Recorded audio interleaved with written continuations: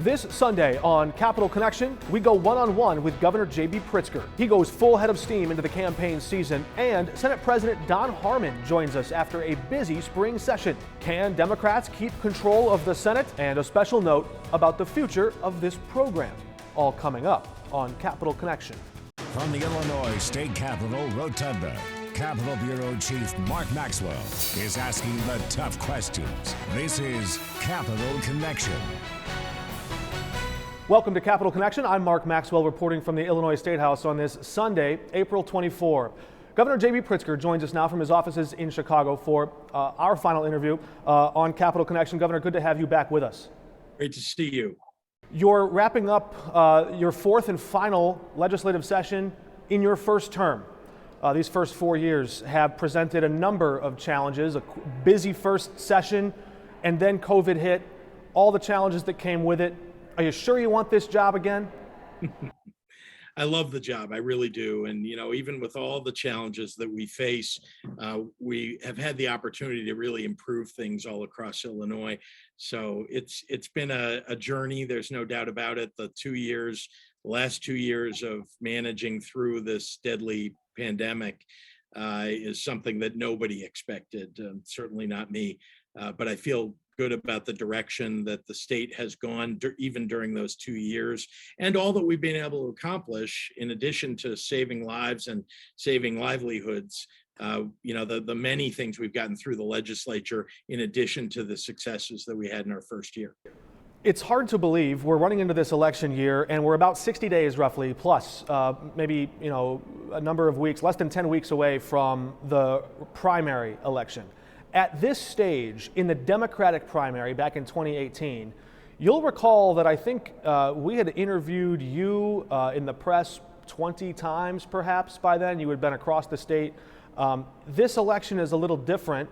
We're not seeing as much of Richard Irvin, one of your hopeful opponents. He's trying to run to win the Republican nomination. What do you make of that difference, and what commitment should candidates have to voters and the public about engaging the press or in meeting with voters in person before they seek high office?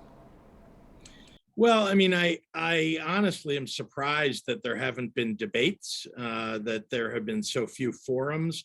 I think at this point in the election 4 years ago, we had done, and of course the primary was in March, so I'm talking now about January of 4 years ago, that we had done, 30 to 40 forums, all of the candidates. And so you don't see that in the Republican primary this time. And most importantly, there are candidates who are hiding from the press. I don't know if it's because they don't want to answer questions about their record or if they don't have anything to say.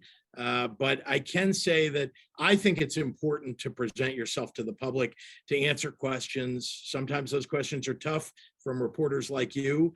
Sometimes those questions are, easier about your own background and why you're running.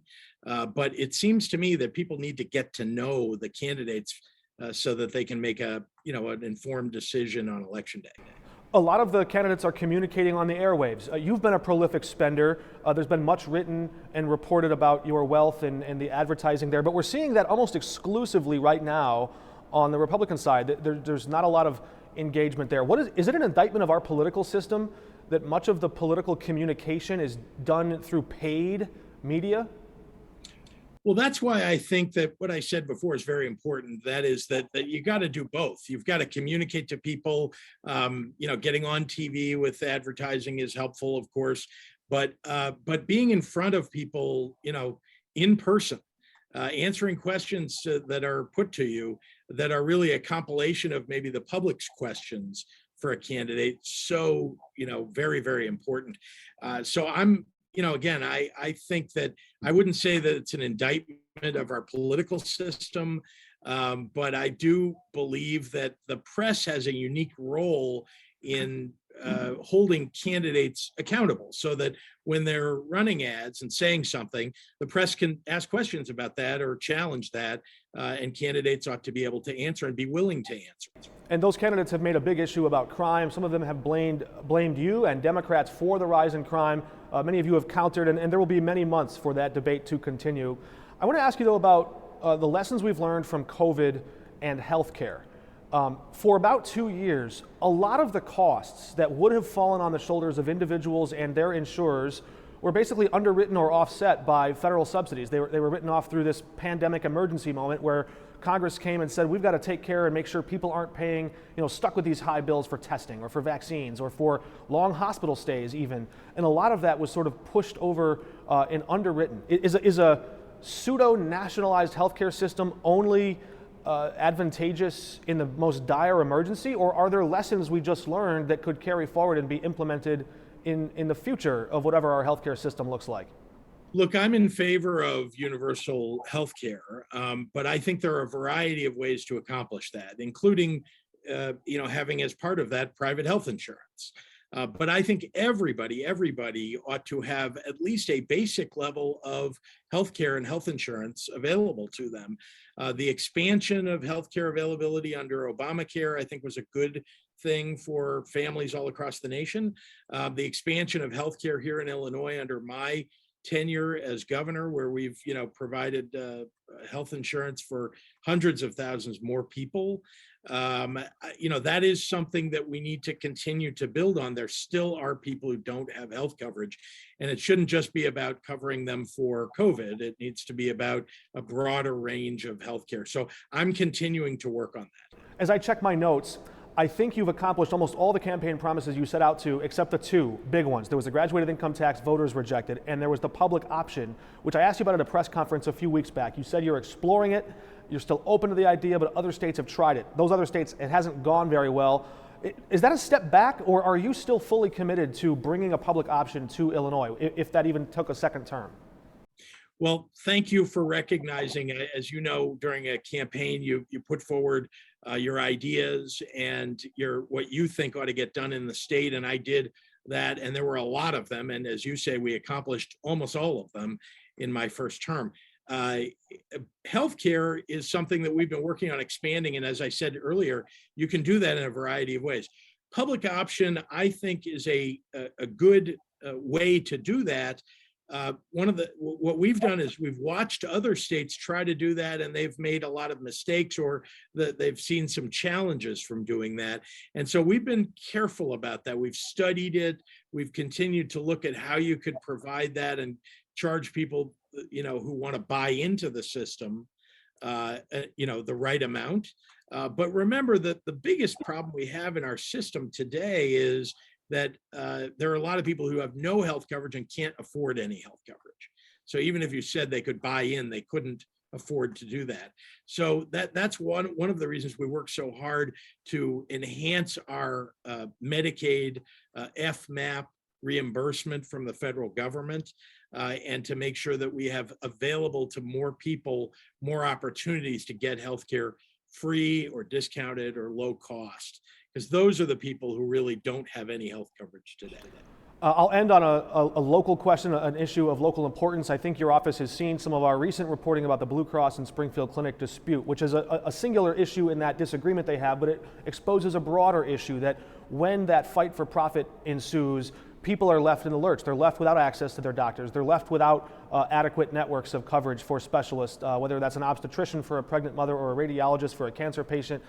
Even regular folk who are just trying to get their regular checkup are telling us now they have to wait an extra 6 months to get into a waiting room that is now crowded because of all the patients that left one place to go to another. So as we did our reporting, we learned that one of your investments, which is listed in your disclosure documents, is tied up with Blue Cross and their investment vehicle. And I know that you have a blind trust. I know that investment was made before you entered office. But how do you address the skeptical public who looks and says, okay, would that governor who holds that investment be more or less inclined to use tough regulations against an industry or against a specific company that has some financial interest there? Is there something you can point to that says, look, we've been really aggressive here, whether or not your personal investment was on the line? Is there something that you can point to and say, that hasn't played any role, we're still doing our job? Look, I think you ought to look at my record. The fact is that, I tried very hard to change the tax system in Illinois, for example, to make sure that the wealthiest people in Illinois are paying their fair share, and that we're lowering taxes for people all across the state. And honestly, we've been tough. We've collected fines that the Rauner administration never did, and we fined Blue Cross Blue Shield in the matter. And I have to commend you for your reporting on this because it really has helped the legislature see that there are changes that may need to be made so that we can do an even better job in Illinois of holding people accountable. Do you want to see that bill Senator Turner and Representative Scheer filed? It failed in the House. Do you want to see some version of that passed that would spell into law the actual fine amounts and increase transparency when the state is investigating an insurance company? Should the public know that? Sure. I actually think it was a good idea, but I also think that we need to leave some flexibility for the Department of Insurance to react to information on the fly about, holding those companies accountable. In other words, there shouldn't be upper limits on it. I know that's what the large companies would probably like. But the fact is that I think it's very reasonable to make changes here based upon what we've seen Blue Cross and Blue Shield do with regard to Springfield Clinic. And importantly, look, this is one of the consequences of having a private healthcare system, is that you have private companies that are negotiating contracts. That means that the government needs to be able to regulate that whole system so that you don't have people dropping off the rolls or going months without being able to get care because that contract hasn't been completed. And that you have to hold the insurance companies accountable for providing the care that they promised. It was interesting, the study that your office did about a year ago that looked at the public option actually said, if we do that, offer this cheaper insurance plan, we're going to run into that same problem that Blue Cross and Springfield Clinic ran into, that you might have to end up paying doctors less, or doctors might not want to accept that public option because they might make less. But I think we're running out of time. I'd love to keep asking you questions, but thank you for hopping on, and we will continue covering, and we'll see you around. Looking forward to it. Thank you, Mark. All right. When we come back, Senate President Don Harmon joins us. Stick around.